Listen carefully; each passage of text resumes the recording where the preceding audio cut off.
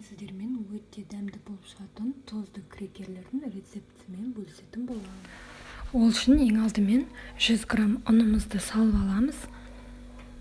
Содан соң үстіне 60 грамм сары майымызды терканың көмегімен өткізіп алатын боламыз.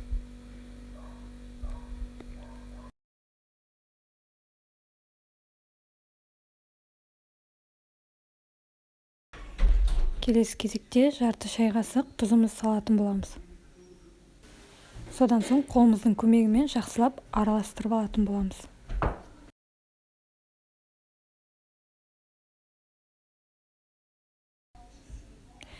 Содан соң 60 мл сүтімізді құйып, қамырымызды илеп алатын боламыз.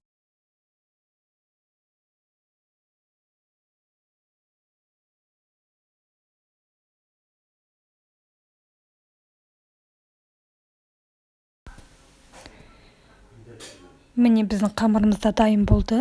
Келесі кезекте қамырымызды пищевой пленкаға орап, мұздатқышқа 30 минуттай қоятын боламыз.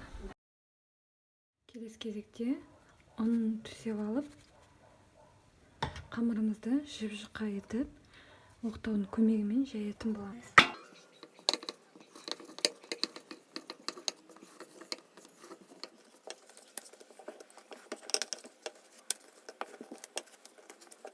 Келесі кезекте жайып алған қамырымызды қалауыңызға қарай әртүрлі формада кессеңіздер болады. Мен төртбұрышты етіп турайтын боламын.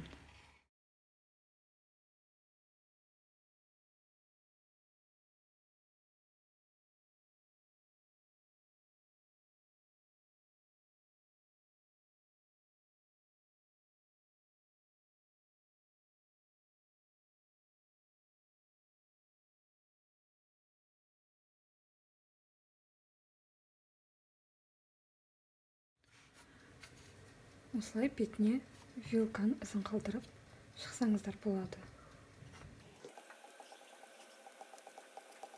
Осылай дайын болған соң келесі кезекте қызып тұрған пеште 180 градуста беті қызарғанша немесе 15 минуттай пісіріп алатын боламыз. Міне біздің тұзды крекерлеріміз дайын болды.